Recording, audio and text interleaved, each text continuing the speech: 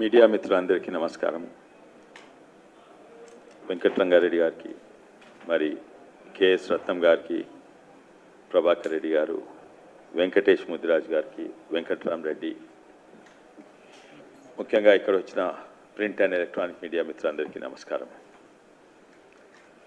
ఈరోజు ఏ ప్రభుత్వం అయినా ఓ బాధ్యతగా మాట్లాడితే ప్రజలు మెచ్చుకుంటున్నారు. బాధ్యతారహితంగా ప్రవర్తించిన మాట్లాడినా కూడా ఇమీడియట్లీ ప్రజలు గమనిస్తున్నారు. ఆర్థిక పరిస్థితి తెలుసుకొని మాట్లాడితే ప్రభుత్వాలు దేశం ఎంతో బాగవుతుంది. 5 గ్యారెంటీలు 6 గ్యారెంటీలు ఇవన్నీ కూడా చెప్పిండ్రు. ఇవి అసాధ్యమైన గ్యారెంటీలు. ఎందుకంటే ఈ ప్రభుత్వంలో అసలుకు నిధులు లేవు. 8,000 కోట్లు అప్పులు కట్టంగా 55,000 కోట్లు జీతాలు కట్టంగా మిగిలిన 4-5 కోట్లే. దాంతో విద్య, వైద్య రంగము, రోడ్లు, హాస్పిటళ్ళు ఇవన్నీ కూడా నడపాలి.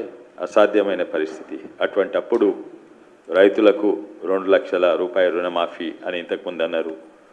అది అసాధ్యమైంది, మీకు తెలుసు. దానికి 30,000 కోట్లు కావాలి. సరే, కేంద్ర ప్రభుత్వం, సరే రాష్ట్ర ప్రభుత్వము ఎందుకో అన్నది. వాళ్ళు నిజంగానే వాళ్ళు చేసిన వాగ్దానాలు కాదు, ఈ గ్యారెంటీలు సెంట్రల్ నుంచి వచ్చినాయి. అందుకే ఇక్కడ కూడా ఆ గ్యారెంటీలు మన తెలంగాణ రాష్ట్ర ప్రభుత్వం, కాంగ్రెస్ ప్రభుత్వం మీద నెత్తి మీద ఎలక్షన్స్ దృష్టిలో పెట్టుకొని ఈ గ్యారెంటీలు పథకాలు అనౌన్స్ చేసిండ్రు. కానీ ఈరోజు నాకు చాలా బాధాకరంగా ఉంది. ఏంటంటే ఒక చాలా సీనియర్ నాయకుడు, 50 ఏళ్ళ సంది రాజకీయాలను ఉన్నారు, ఖర్గేజీ, వారేమంటున్నంటే నిజంగానే మీరు 5 కేజీల బియ్యం ఇస్తే మేము 10 కేజీల బియ్యం ఉచితంగా ఇస్తారు. దీని కింద ఏమన్నా రీసెర్చ్ చేసిండ్రా, ఏమన్నా స్టడీస్ చేసిండ్రా, దీని వెనుక వాస్తవాలు ఏమున్నాయి, ప్రజల అవసరాలు ఏమున్నాయి, ఇవన్నీ చూసి మాట్లాడుతుండ్రా? చూడకుంటేనే ఉత్తనే వన్ అప్ మెన్షిప్ పట్టారు. నువ్వు 5 కేజీలు ఇస్తే నేను 10 కేజీలు. వాస్తవంగా ఖర్గేజీ గారికి బేసిక్ నాలెడ్జ్ లేదని అనుకుంటున్నా. లేకుంటే ఉన్నా కూడా ప్రజలను తప్పుదారి పట్టిస్తందుకు. ఎందుకంటే వాళ్ళు 5 కేజీల బియ్యం ఎవరికి ఇస్తారు, ఎవరు తింటున్నారు అది తెలుసా ఆయనకు? ఇంత సీనియర్ నాయకుడు. ఒక వైట్ కార్డు ఉంటే ఆ వైట్ కార్డులో తల్లిదండ్రులు ఉంటే, పెద్ద మనుషులు 2 ముసలోళ్ళు తల్లిదండ్రులు ఉంటే వాళ్ళ కొడుకులు, మన్మన్లు, ఓ సంటి పిల్లగాంది కూడా 5 కేజీల బియ్యం వస్తుంది. అంటే యావరేజ్ ఒక కుటుంబము రోజు మనిషికి 200 గ్రాములు రైస్ బియ్యం వాడుకుంటారు, వండుకొని అన్నం తింటారు. అంటే 200 గ్రాములు ఇంటూ 365 అంటే అవి 73 కేజీలు మనిషికి యావరేజ్ కావాలి భారతదేశంలో. యావరేజ్ అంటున్నా, ఎందుకంటే పెద్ద మనుషులు తక్కువ తింటారు, సంటి పిల్లలు తినరు, చిన్నోళ్ళు తక్కువ తింటారు, మహిళలు తక్కువ తింటారు. Average 73 kgs, maximum 80 kgs. అంటే మీరేమో 10 కేజీలు ఇస్తా అంటున్నారు. అవసరం లేని కంటే ఎక్కువ ఎందుకు? దాంతో ఏం చేస్తారు?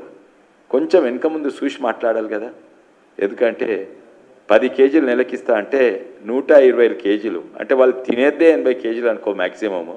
అంటే 40 కేజీలు ఏం చేస్తారు? ఎడ్లకేస్తారా, బర్రెలకేస్తారా, కోడి దానకేస్తారా, లేకుంటే దాంతో ఆల్కహాల్ తయారు చేస్తారా?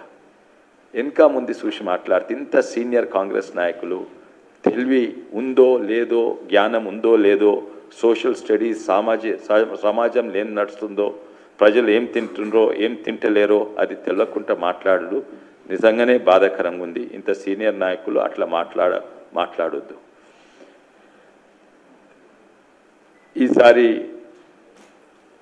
వచ్చే ఎన్నికలు దృష్టి పెట్టుకొని ఏ పథకాలు అనౌన్స్ చేయలేదు. ఒకటే దృష్టి పెట్టుకొని భారతీయ జనతా పార్టీ అనౌన్స్ చేసింది. మేనిఫెస్టోయే కానీ ఏం మాట్లాడినా ప్రధానమంత్రి గారైనా, నేషనల్ లేకుంటే జాతీయ లేకుంటే రాష్ట్ర నాయకులు ఓన్లీ 2047లో మనము ప్రపంచంలో నంబర్ 1 ఉండాలనే అదే దృష్టిలో పెట్టుకొనే మాట్లాడుతున్నారు. ఏదో రేపు వచ్చే ఓట్ల కొరకు మాట్లాడతలేరు. కానీ కాంగ్రెస్ పార్టీ ఏదన్నా కూడా ఈ అబద్ధం చెప్పే గిన్ని ఓట్లు వస్తాయి, ఇది చెప్తే గిన్ని ఓట్ బ్యాంక్ వస్తాయి, అని మాట్లాడుతుండ్రు. అది చాలా దేశానికి మంచిది కాదు, రాష్ట్రానికి మంచిది కాదు, అన్నిట్లో ఎక్కువ పేద ప్రజలకు మంచిది కాదు. మళ్ళీసారి అందరికి ధన్యవాదాలు. ఇంగ్లీష్లో చెప్తే ఇంగ్లీష్ మీడియా ఎవరన్నా ఉంటే ఇక్కడ పీటీఐ ఎవరన్నా బయట తీసుకు out stage. Okay, thank you.